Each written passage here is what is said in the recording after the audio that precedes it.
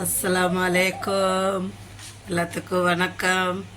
வாங்க, இன்றைக்கி எங்கள் வீட்டில் சூப்பரான காலை நாஸ்டா பண்ணியிருக்கேன்.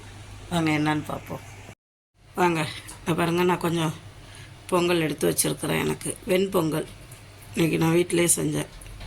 ஏன்னா எல்லாருமே பொங்கல் சாப்பிட்டீங்க. நமக்கு பொங்கல் மேலே ஆசை வந்துருச்சு. அதனால் நாமளும் பொங்கல் ஆக்கிட்டோம் வீட்டிலே. இந்த வெண்பொங்கல் செய்கிறது ரொம்ப ரொம்ப ஈஸி. ஒரு டம்ளர் அரிசிக்கு 1.5 டம்ளர் நான் பாசிப்பருப்பு எடுத்துருக்குறேன்.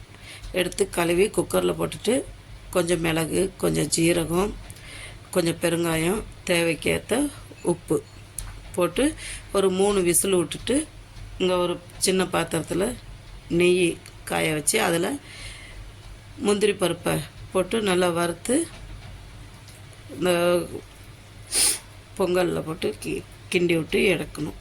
அப்போ சூப்பரான பொங்கல் ரெடி. அதுக்கு சைட் டிஷ் தேங்காய் சட்னி பண்ணுவாங்க. எனக்கு தேங்காய் சட்னியை விட கார சட்னி ரொம்ப பிடிக்கும். அதனால் கார சட்னி எடுத்துட்டேன். வாங்க சாப்பிட்டு. அப்புறம் இது செம்பருத்தி டீ.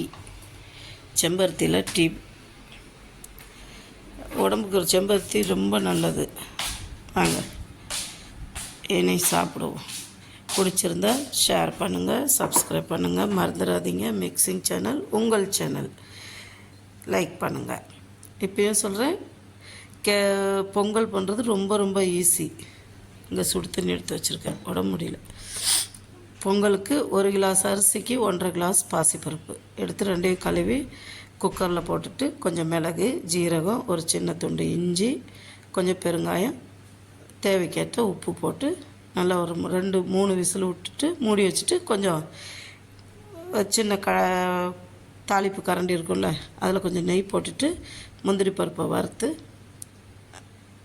கொஞ்சம் பொன் நேரமாக முந்திரி பருப்பு ஆனதுக்கு பிற்பாடு இந்த பொங்கலில் தூக்கி போட்டு கிண்டி விட்டு இறக்கிடுங்க. பொங்கல் தயார். அதுக்கு சைட் டிஷ்ஷுக்கு தேங்காய் சட்னி வைப்பாங்க.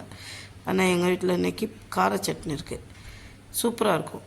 அப்புறம் இது செம்பருத்தி டீ உடம்புக்கு ரொம்ப நல்லது. பிஸ்மில்லா. வாங்க சாப்பிட்லாம்.